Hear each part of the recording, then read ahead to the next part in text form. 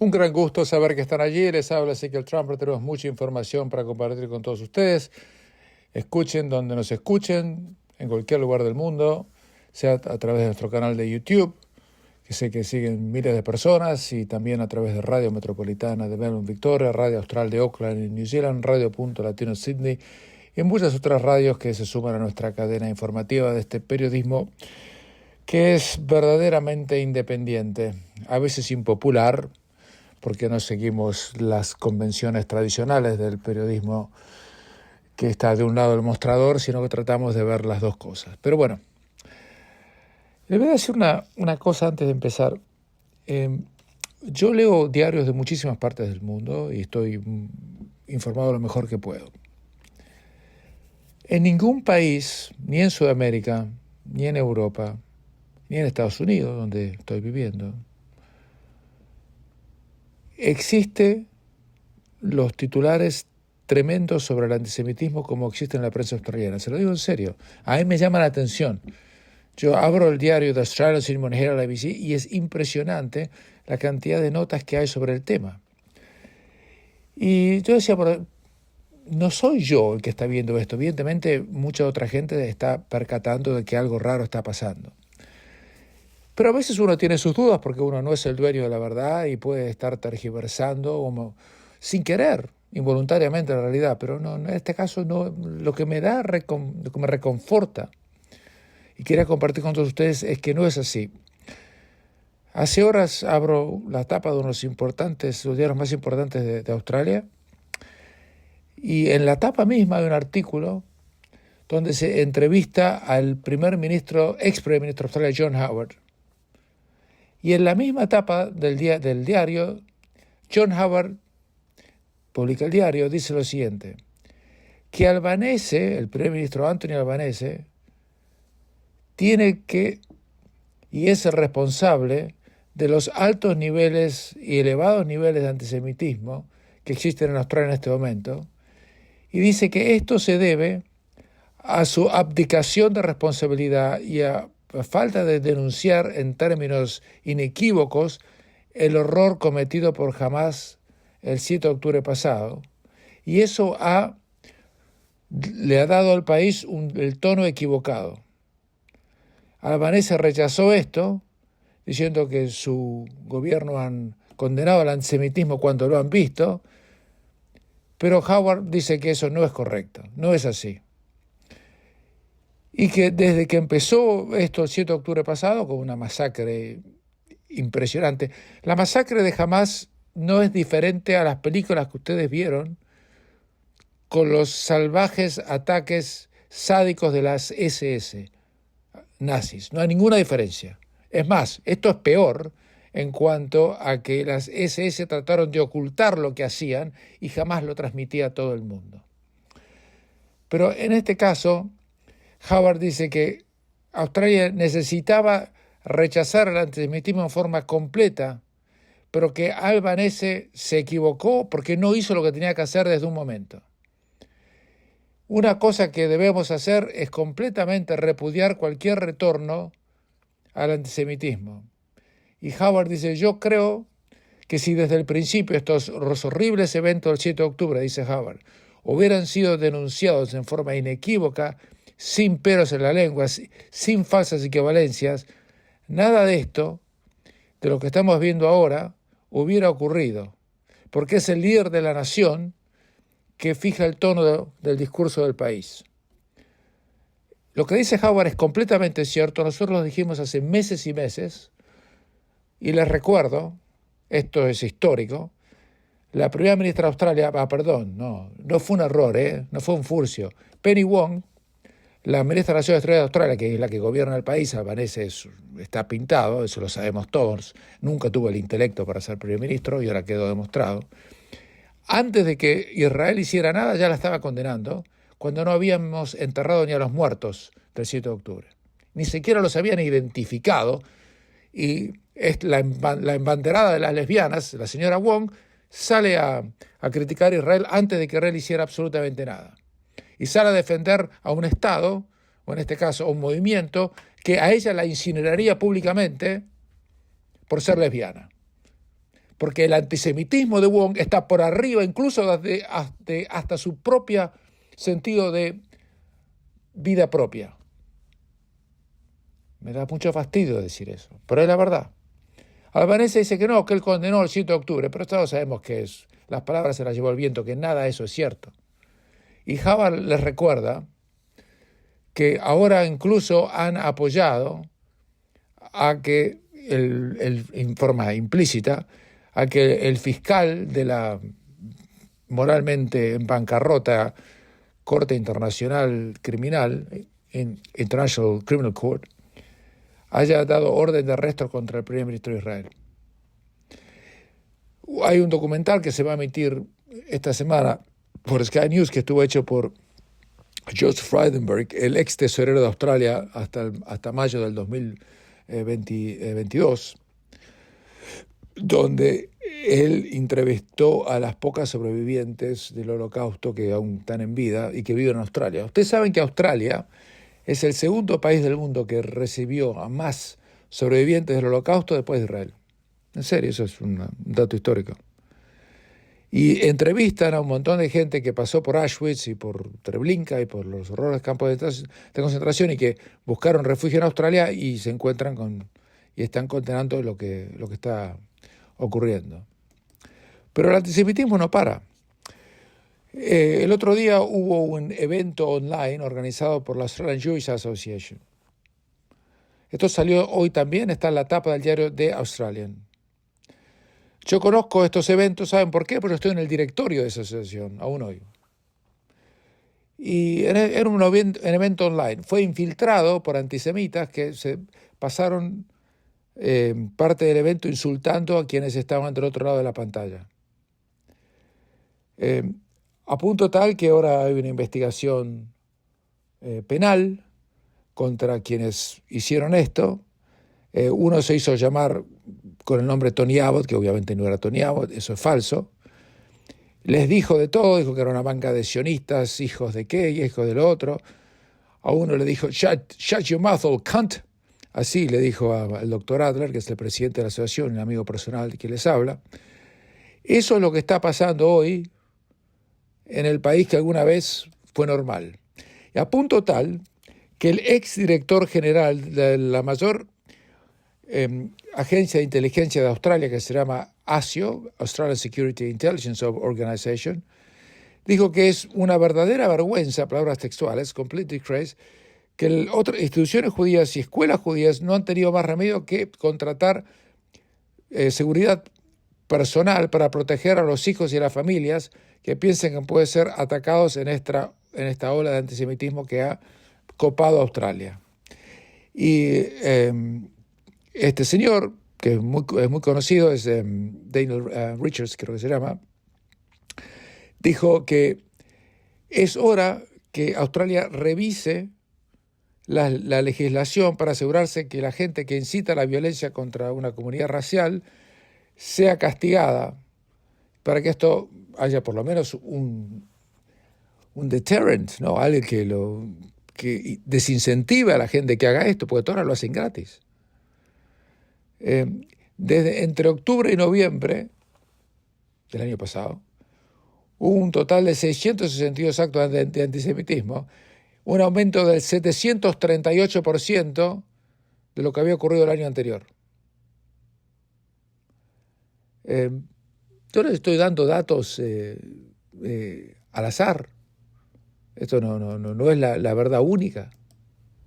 Pero eso es lo que está ocurriendo en un país que solió ser normal. Esto no pasa en Estados Unidos. O sea, hay antisemitismo, ustedes lo vieron en las universidades y demás, pero la gente está en contra. Y hay una condena social contra eso, muy importante. Eso yo no lo veo en Australia, no está ocurriendo allí, eso no es una visión mía. Y por supuesto, después están las falsedades que ocurren en Europa y demás. Esto es lo que dijo, parte de lo que dijo, Yolanda Díaz, que es una de las vicepresidentas del gobierno de España. Escúchenla.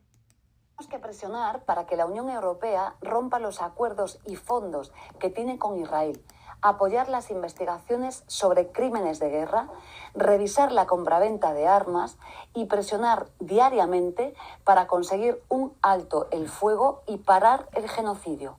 Hoy celebramos que España reconoce el Estado palestino, pero no nos vamos a quedar ahí. Seguiremos presionando desde nuestra responsabilidad como gobierno para defender los derechos humanos y poner fin al genocidio del pueblo palestino. Vivimos un momento de la historia del mundo en el que hacer lo mínimo es a la vez heroico e insuficiente. Por eso no podemos detenernos. Palestina será libre desde el río hasta el mar. Bueno, dos cosas o dos comentarios para hacer a las vergonzosas declaraciones de esta mujer. En primer lugar, cuando ella dice Palestina será libre del río al mar, está pidiendo por la destrucción del Estado de Israel. En primer lugar.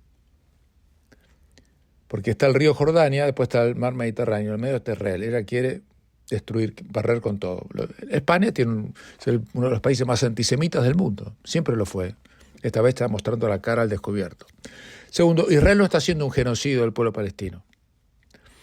El pueblo palestino tiene una tasa de natalidad superior a la tasa de natalidad en Israel y además, si quieren hacer un genocidio, es el peor organizado del planeta.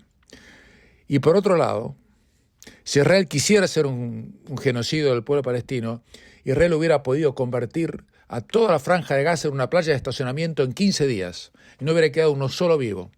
Y si tenían la capacidad militar para hacerlo de sobra, y si la capacidad militar la tuvieran ellos y no los israelíes, Israel hoy sería una playa de estacionamiento o un cenicero humeante. Porque eso es lo que hubieran hecho. Y si no lo hicieron es porque no quieren, sino porque no pueden. Entonces, contra ese discurso, uno solo puede decirles qué es lo que están buscando, muchachos. Porque en las últimas horas, desde Rafah, que es el último enclave que tiene los salvajes terroristas de Hamas en Gaza, han tirado cohetes sobre Israel. O sea que aparentemente no tienen para comer, pero tienen para tirar cohetes. Y los cohetes no eran fuegos artificiales, eran bombas, que si no hubieran sido interceptados hubieran matado gente. Y ante eso, esta sinvergüenza, esta degenerada de la vicepresidenta de España, está pidiendo un boicot contra Israel, cuando Israel todo lo que quiere hacer es sacarse de encima a aquellos que lo quieren asesinar. Y hay que hacer una guerra. A mí me hubiera gustado si ella hubiera preguntado a las fuerzas aliadas o a las fuerzas rusas en 1945 si había que entrar a Berlín, porque en Berlín había civiles. Entonces no había que entrar y había que dejarlo a Hitler donde estaba. Bueno, discúlpeme, eso no ocurrió ni nadie lo hubiera pedido. O si alguien le hubiera pedido a Estados Unidos que no tire las bombas atómicas sobre Nagasaki e Hiroshima para frenar la guerra cuando los japoneses no se iban a rendir nunca si no fuera por eso, y eso también estuvo mal.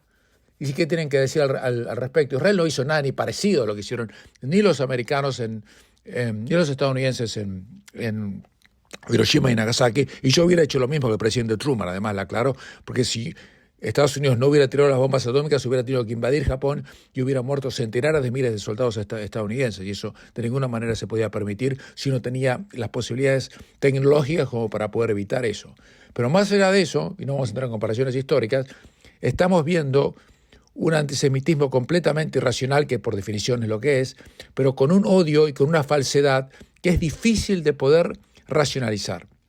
Pero por lo menos en Australia existen todavía políticos como el ex primer ministro John Howard, que yo en su momento lo critiqué por otras razones, que se ha levantado y está diciendo, este gobierno, lo que Howard está queriendo decir y lo que Howard dijo, es que este gobierno es antisemita. El gobierno federal de Australia es hoy antisemita. Es lo que Howard dijo entre líneas. Y el que no lo quiere leer es porque está ciego o sordo. Hacemos una pequeña pausa y continuamos.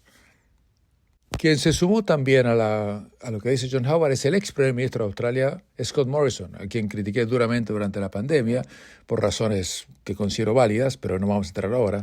Pero ahora él dice que la propuesta absurda impuesta por la Corte Criminal de Justicia, de International Criminal Court, de que Australia esté obligada a arrestar al primer ministro de Israel si alguna vez visitara Australia, como hizo muchísimas veces, tanto como primer ministro como en forma privada, hace que nuestra membresía a ese tribunal sea ridícula en las actuales circunstancias. Y dice que esta corte completamente se ha equivocado y puso a naciones como Australia, que se adhirieron a la misma en buena fe, en una posición imposible. Y cualquier pretensión de que las acciones de esta corte no crean una equivalencia moral entre las acciones de un grupo terrorista como es Hamás y una nación soberana como es Israel es absolutamente ciega y en realidad tiene consecuencias tristísimas. Wong, la ministra de Relaciones Exteriores de Australia, dijo que el antisemitismo es aberrante, etcétera, etcétera, cuando ella fue quien lo promovió, ya lo dijimos antes, ese fue el comentario que hizo ella cuando Morrison habló. O sea, para que ustedes entiendan que no es solamente Hubbard, o ahora también es el otro ex primer ministro australiano, el que se me han tenido en un silencio repulsivo es como, no me sorprende en absoluto, es Malcolm Turnbull. No ha dicho que yo sepa, a lo mejor no lo leí, se me escapó. Me parece vergonzoso, pero no ha dicho nada importante, porque en realidad siempre coquetea con la izquierda, izquierda entre comillas, a la cual siempre perteneció a pesar de haber sido, en mi opinión, a pesar de haber sido ideológicamente miembro de la izquierda y primer ministro del Partido Liberal, algo que nunca nadie entendió, y haber hecho campaña contra el Partido Liberal después que lo echaron a las patadas como primer ministro por el fracaso tremendo que llevó adelante. Pero así estamos, mis estimados oyentes, donde quiera que estén. Yo lamento tener que contarles todo esto. No me da ninguna satisfacción. Ni siquiera a veces me dan ganas de contarlo. Pero bueno, es el país en lo cual esto se ha transformado en muy, pero muy poco tiempo. Australia pasó de ser una cosa a ser otra. Esto no es un invento mío, lamentablemente. Es lo que ocurrió. Y a mí me da muchísima pena, muchísimo dolor. Hoy en día yo no vivo más en Australia, pero si estuviera viviendo yo hoy haría planes para salir en mis condiciones personales. Ustedes no tienen por qué hacer lo mismo y a nadie le digo que haga tal cosa. Pero lo que ha pasado es una situación que nadie esperaba. Yo por lo menos no lo esperaba. De ninguna manera. O quizás no lo quería ver, a pesar de tener que ver por mi profesión de cerca la realidad. Pero sea lo que fuese, se ha acelerado mucho más de lo que yo realmente había supuesto. Lo que estoy viendo hoy no se parece en nada a lo que era el país del cual yo estaba orgulloso hace 15 años o 20 años. Hoy no se parece. El nombre le quedó, por ahora. A menos que seguramente va a haber algún movimiento para que se lo quieran cambiar.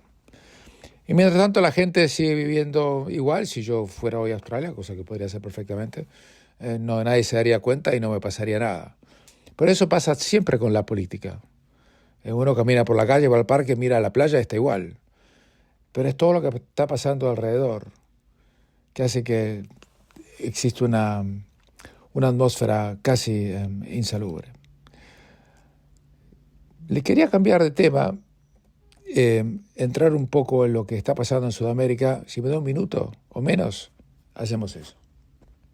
El otro día vi algo realmente extraño. El presidente de la República Argentina, Javier Milei, hizo un acto para presentar un libro llamado Capitalismo, Socialismo y la Trampa Neoclásica, y lo hizo en el estadio Luna Park. Cosa que es bastante extraña, es un estadio de box y de tenis y de conciertos, y tocó en una banda de rock, cantó como si fuera un rockero, él lo hacía antes, pero ahora es presidente, y después dio un discurso, en algunos casos bastante esotérico, donde nadie podía entender nada porque era un discurso para alumnos de clases de economía, la gente, te sabe, no es muy entretenido. Y este es el lenguaje que utiliza. Se los cuento para que ustedes vean. Y después viene la reflexión hacia dónde esto parece que va. La batalla cultural hay que darla, tanto en las aulas como en la política y en todos lados. No la pueden dejar de dar en ningún lado. porque si no, los zurdos nos van a llevar puesto. Entonces la única forma de defender las ideas de la libertad es peleando por ella día a día. ¡Viva la libertad, carajo! ¡Viva la libertad, carajo! ¡Viva la libertad, carajo! Bueno, ¿qué quiere que le diga? Es excéntrico, por decir lo mínimo.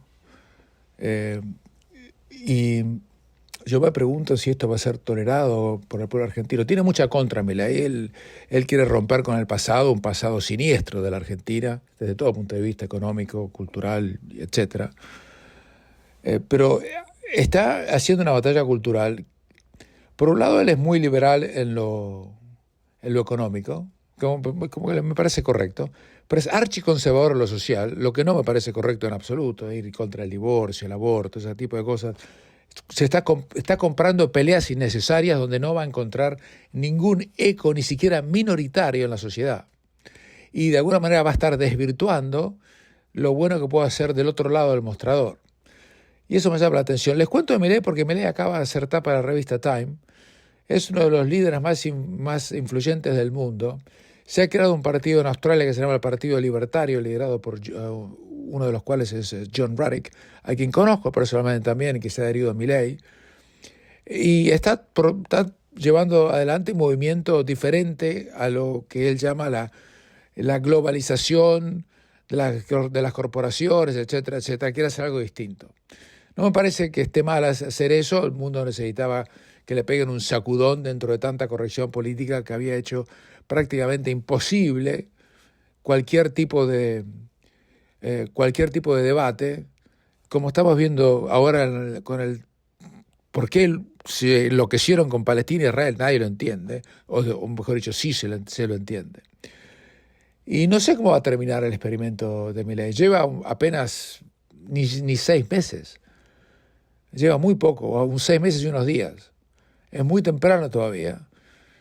La hermana es su jefa de gabinete, una mujer que no tiene gran preparación, ni académica ninguna, política tampoco tiene ninguna, y es su mano derecha, cosa que preocupa. Tiene algunos puestos del gabinete que están ocupados por gente capaz.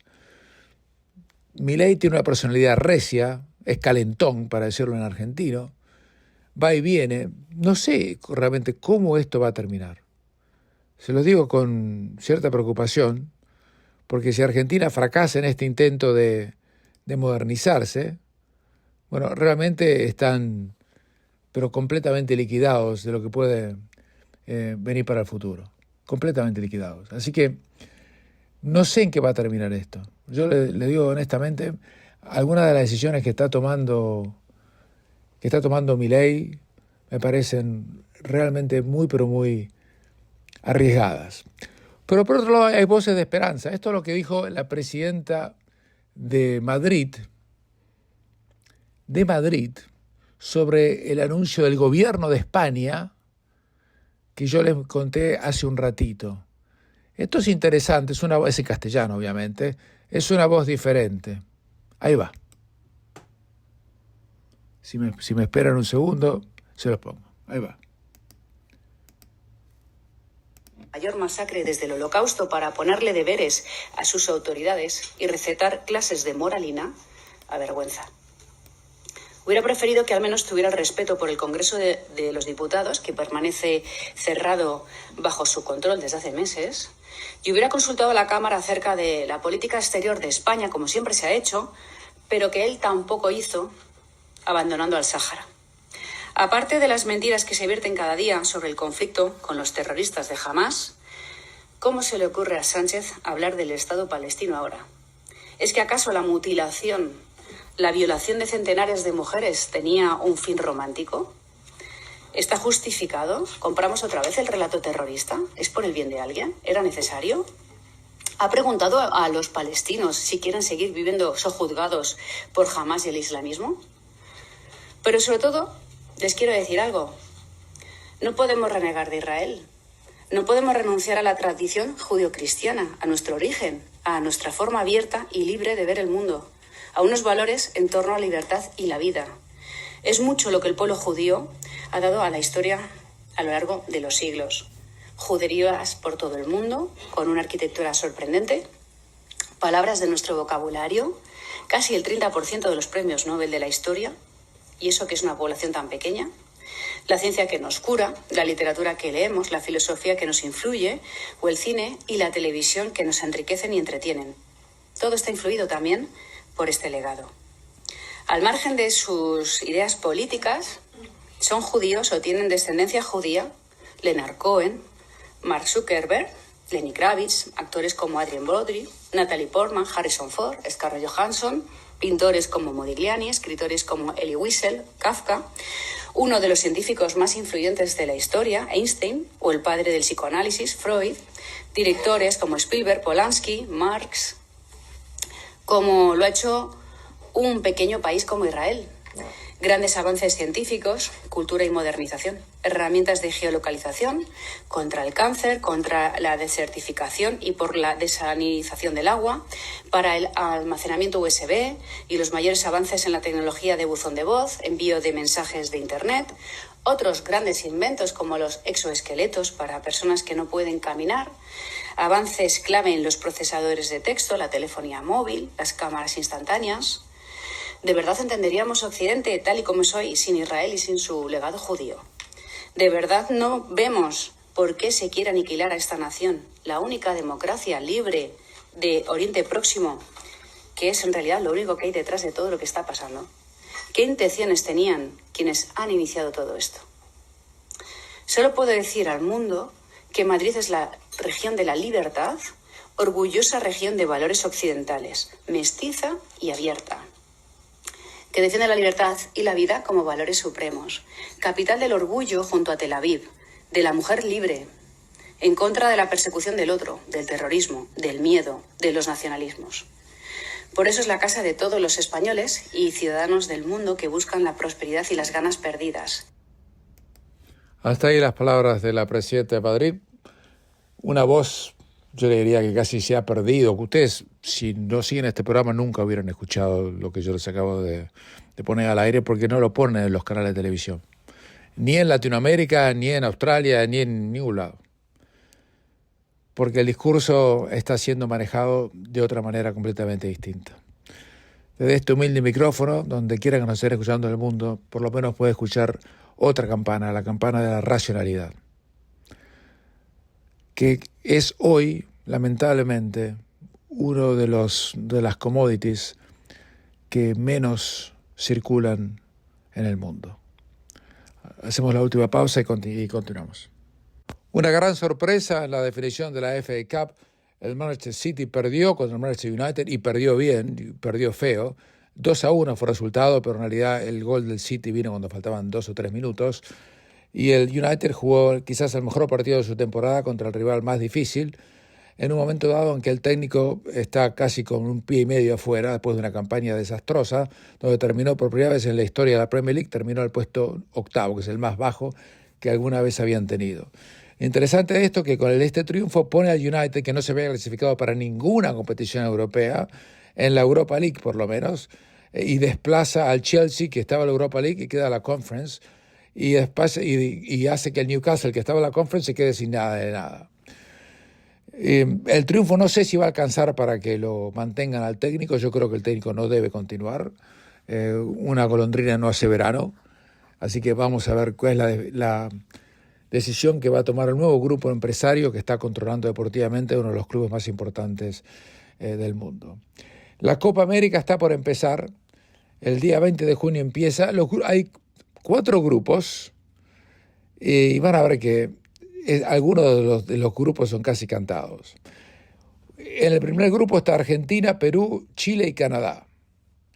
Uno se imagina a priori que Argentina se va a clasificar y Perú y Chile se van a disputar el partido, el segundo puesto. Si Canadá se mete o no, después de lo que vi el último mundial, tengo mis dudas.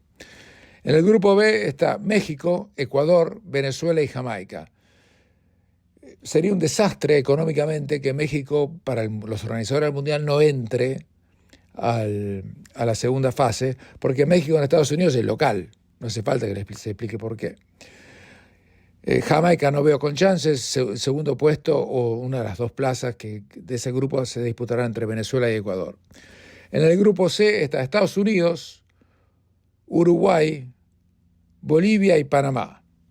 Está hecho. Yo estuve en el sorteo que se hizo aquí en Miami y cuando estaba haciendo el sorteo, yo creo que se los conté. Sí sé que se los conté. Yo le decía a mis colegas de prensa, le decía, vas a ver que va a salir este equipo en tal lugar y este equipo en tal otro lugar. Y salieron como yo decía y me miraban, ¿cómo sabías? ¿Y cómo no voy a saber? Si nuestro sorteo no es un sorteo. Pensaba yo para mí, ¿no? A lo mejor fue un sorteo, yo no lo sé. Pero qué casualidad. Estados Unidos y Uruguay están en un grupo con dos equipos debilísimos como son Panamá y Bolivia. En el grupo D está Brasil con Colombia, con Paraguay y con Costa Rica. Y ese es un grupo un poco más complicado. Un poco más complicado. Brasil va con un equipo, no es experimental, pero dejó fuera del plantel a Neymar, a Casemiro, a Anthony, a Richarlison, a jugadores que consagrados porque quiere hacer una renovación total después del fracaso que viene haciendo Brasil reiteradamente en mundiales donde no gana desde el año 2002 y no la viene pasando bien, pero para nada. Es más, creo que Brasil no pasa de una semifinal desde el 2014 cuando perdió 7-1 en Alemania y de local. Así que vamos a ver cómo sigue. Mientras tanto, la Copa Libertadores tiene su fase de grupos casi ya terminada. Son tantos los grupos, pero el Fluminense ya está dentro. Falta definir el último lugar entre el Cerro Porteño, Colo-Colo y Alianza Lima. Después está el Talleres de Córdoba, ya está dentro, igual junto con San Pablo. El Strongest de Bolivia está dentro. Queda definir el último lugar entre Huachipato, Estudiantes de La Plata y Gremio de Porto Alegre. En el grupo de Junior de Barranquilla ya está dentro junto con Botafogo. Ya está, no hay más nada que discutir. En el grupo del Flamengo está Bolívar de Bolivia, obviamente, La Paz adentro, y está Flamengo y Palestino se van a disputar la última plaza de clasificación. Están los ambos con 7 puntos. Millonarios de Colombia está eliminado. Palmeiras también ya está clasificado. San Lorenzo está con medio pie adentro, con un empate le alcanza para entrar. Y el Atlético Mineiro está clasificado hace rato. Peñarol y Rosario Central se juegan mano a mano en los próximos días. La clasificación, con un empate Peñarol se clasifica, con un triunfo de Central, si el partido se juega en Montevideo, se clasifica Central. River de Argentina está clasificado junto con Nacional de Montevideo, ambos ya entraron. Y después empieza la pelea en serio ya en octavos de final, que va a ser recién después de la Copa América, así que va a ser a fines de julio, principios de agosto.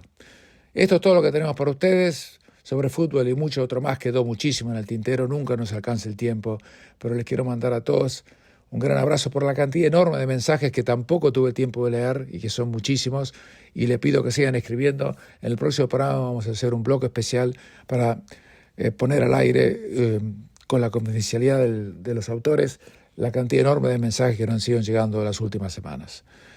Les mando un fuerte abrazo, les habló Ezequiel Trumper.